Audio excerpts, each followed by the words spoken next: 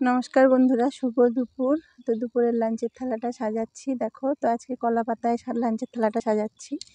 তো প্রথমেই নিয়ে নিয়েছি কলা পাতা। তো অনেক দিন পরেই কলা পাতায় লাঞ্চের থালাটা সাজাচ্ছি।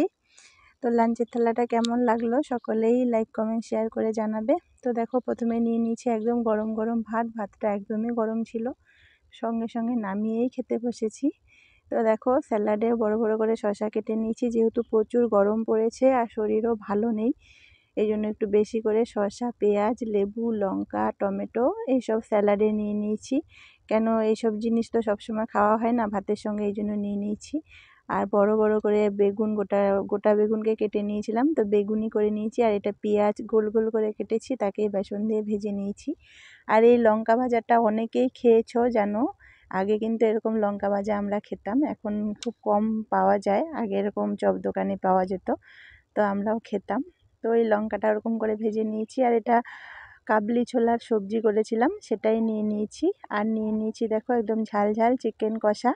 তো থালাটা কেমন হয়েছে সকলেই জানাবে। তো আজকে একটু আমাদের এই থালা সাজানো নিয়ে একটু দুজনের একটু মন কষাকষি হয়ে গেছে।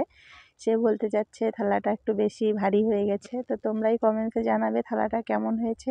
থালাটা কি একদম খারাপ হয়েছে সাজানো? কেন আমাদেরও একদম পারফেক্ট টিপটপ। ও একটু 19-20 হলে সবসময় ওই কিন্তু আমাকে জানায় যে কোন ভিডিওটা কেমন হচ্ছে, কেননা ভিডিও